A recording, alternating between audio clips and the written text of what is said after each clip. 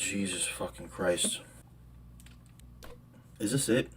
Is this really the discourse that's just the most important thing we possibly be focusing on right now? Not Vladimir Putin threatening to pull a Poland on Ukraine. Not the literal modern day book burnings going on in the United States right now. Not real censorship of books and works done by activists. Genuine censorship being done by conservatives claiming that this is radical left shit. This is critical race theory. This is too woke.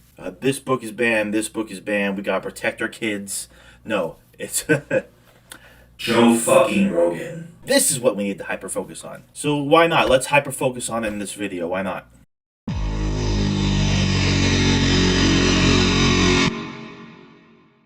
I'm fucking exhausted. I don't have a script, so this is all unscripted. I followed Joe Rogan since like 2016. I'll only watch or listen to the episodes where he had a guest on that I was interested in. Over the past couple of years, I can see clearly that it's taken just a drastic turn. It's taken a nosedive, inarguably. I'm not the only one to make this criticism of him, but he tends to agree with pretty much anybody he has on. There are obviously some examples that don't make that cut, like Adam from Adam Ruins Everything. Joe could not stand the fact that maybe we should leave the science behind transgenderism in children to the actual people whose job it is to study and understand transgenderism in kids, and that the single biggest reduction in risk for transgender teen suicides is hormone therapy.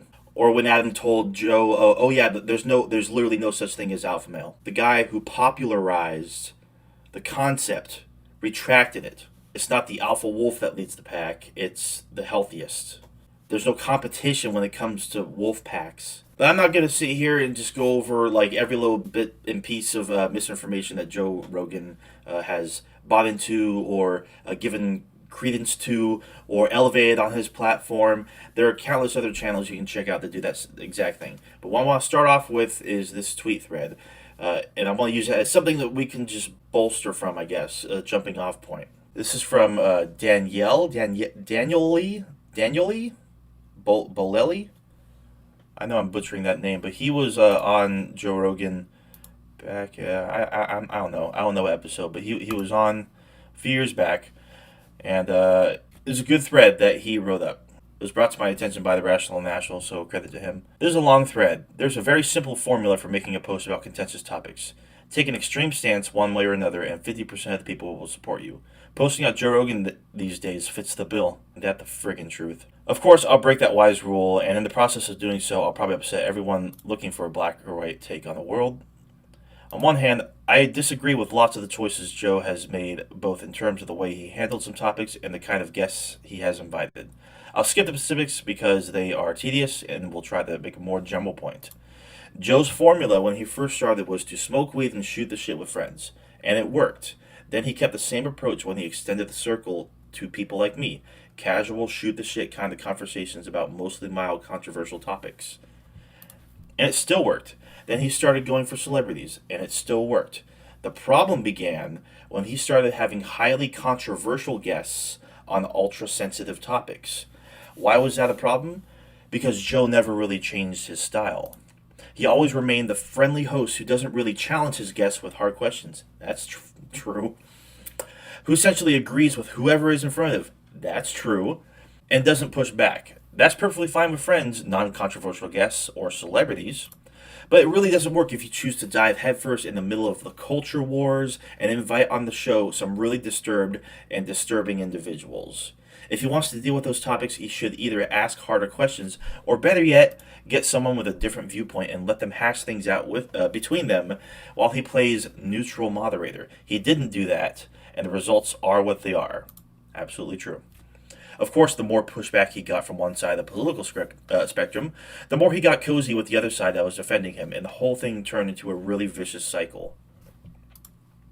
On the other hand, I 100% disagree with some of the criticisms I'm seeing these days. I saw a petition recently asking Spotify to fire white supremacist Joe Rogan. That's just fucking stupid. You can accuse Rogan of a lot of things, but white supremacist? That's actually an insult to people who had to deal with real white supremacists. You start using words casually that way, and before you know it, they stop having any meaning. I can't help but agree with that. It's sort of like dumbasses who cry about the growth of communism in the U.S. today, thereby demonstrating they have no idea what communism actually is. That's so true. And speaking of words, the controversy around about Rogan's supposed racist statements. Using racist words when you're quoting actual racists or in the context that makes it clear you're not endorsing racism is not the same as using those words in an actually racist way. I quote racist language all the time, verbatim, when analyzing history within a context that's clearly condemning racism. If you have legitimate critiques, stick to those. Making some up in order to cast someone as a supervillain is ridiculous and intellectually dishonest. Same goes for sticking your head in the sand and refusing to see issues with someone's behavior because you have decided that they are your hero. So overall, that's all just spot on. It wasn't until recently with this whole Spotify debacle that I really had a grasp on how huge of a platform that Joe Rogan has. And the problem with his personality is that when he's being fed these controversial positions or positions that are just absolutely abhorrent, like he had a guy on that said that black people have a genetic predisposition to violence and didn't get pushback on it. That's dangerous. That's horrendous. There are countless examples. He's had many fascistic people on that have that mindset that say horrendous things, ignorant things. Jordan Peterson is one ignorant guy, but he's treated like he's this brilliant intellectual. Like I'm getting ahead of myself, but there are countless examples. But Joe is such an admittedly likable guy, but he doesn't understand that he has developed these biases. Like his Instagram video, he said, "Oh, I'm going to try my best to have more non-controversial guests on." That doesn't cut it. That doesn't solve anything. The point is, if you're going to platform these controversial figures, and I don't think you should be more willing to press on them like you are with Adam from Adam Ruins Everything, which was ridiculous. Just an awful episode. Like if like you Joe, if you want to generate controversy, why don't you try having on like an actual Marxist? Joe doesn't have on any left wingers. What the furthest left he's gone is what, David Pakman, Kyle Kalinske, Bernie Sanders. Hell, bring back on Cornel West. That was one of the best episodes he ever did. Bring on Nina Turner. Bring back on Killer Mike. Have on like a genuine communist or a socialist. You want to generate controversy. I want to hear Joe Rogan hear out the labor theory of value and respond to it. That's crazy, man. You ever done DMT? Or that the police are an institution whose purpose it is to only serve the elite and shield them from the grievances of the working class. I'm working on a video covering that, so stay tuned. And then he'll say something like, well, I don't know about that, but blah, blah, blah, something. You see that video, something? Now, do I think he should be censored? No, I don't think that getting entire episodes taken off is much of a solution either. Like what, Spotify? You can't clip out certain problematic segments of certain episodes. Yeah, I mean there are certain people that get those episodes off. Like Sargon, Milo Yiannopoulos, Stefan Molyneux, handful of other people. Just people that don't need their stars raised at all. Because ultimately it comes down to Spotify and their terms of service. If it's violated, it's consistency. Like everybody should agree with that. But the reason why this is just such a frustrating and just an endless topic overall is the paradox of intolerance. If we continue tolerating the worst of the worst, if there are no limits to toleration at all, our collective ability to tolerate in general will eventually be destroyed or taken over by the intolerant. So there is zero reason to be tolerant of those with the most abhorrent, despicable positions that are not based in fact, that are not based in evidence. And this would all be so much easier if people like Joe or his audience in general were not so skeptical or hostile towards new information that might change their perspective, or facts that might debunk some sort of worldview that they have. Like when Joe had on that guest recently that said, oh no, you actually have a higher chance of developing myocarditis if you catch COVID. And Joe couldn't handle that. Even though it's an evidence-based fact backed by mountains of data, he still had a hard time processing it because he has a bias. Scroll through his Twitter throughout the past several months or his Instagram, it's undeniable. So when it comes to censorship in general, I'm going to be covering this in a video I have coming soon, reacting to my old content from like 2018. It mostly has to do with Alex Jones, so stay tuned for that.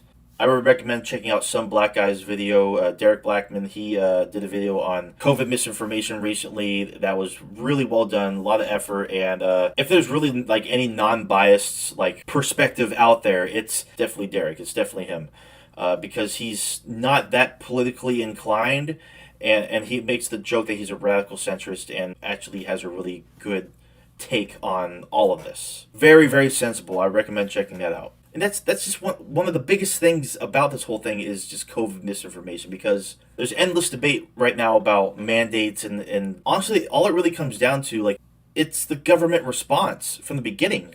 I highly recommend checking out my video called Stateless. It was done back in late 2020. Because of the fact that the U.S., as shown in the video, had such a piss-poor response to the pandemic early on compared to countless other countries in the world, we're basically playing catch-up. We've had so many huge waves. We've had like 4 giant waves of COVID. Meanwhile, like most other countries that actually handled the pandemic had like 2. It's because they actually took care of their citizens. But because the U.S. is playing catch-up, that's where the mandates are coming in, especially at state levels, like in California, for instance, or at the federal level, federal workers and such. Like, there wouldn't be all these rigid, like, rules if, like, we actually responded in a way that actually, like, we took care of our citizens. We paid people to stay home, which would not have sunk the economy, by the way. What, giving trillions to the ultra-wealthy? That's fine, though. But screw the peasants. $1,200 is fine. Not only that, but vaccine hesitancy, which has been massively exacerbated by the right wing, and plenty of grifters who aren't exactly right wing, but they figured, well, this is a huge audience. I could profit off of these people's paranoia and ignorance and pretend I'm a truth teller. Good thing I'm not drinking tonight. DMT was DMT. The DMT. Oh, smoking. DMT. Dimethyltryptamine is DMT. Anyway, I'm so tired of hearing about him at this point. If Joe Rogan says he's going to do better, then he needs to do better than the way that he said he was going to do better. But ultimately, I mean, I don't dislike Joe. I think he is kind of a dummy. I think this pandemic kind of broke his brain just like it did countless other people. But I am kind of curious why one of the Maynard James Keenan episodes was pulled, because Maynard James Keenan is one of my favorite people in the world. And just like Joe, like, Maynard's not a perfect person at all. Like, he's flawed. Yet I still hold him in high regard. Like, he's had a huge impact on my life. The least people can do who are defending Joe to the death is just admit your biases. Come face to face with yourself.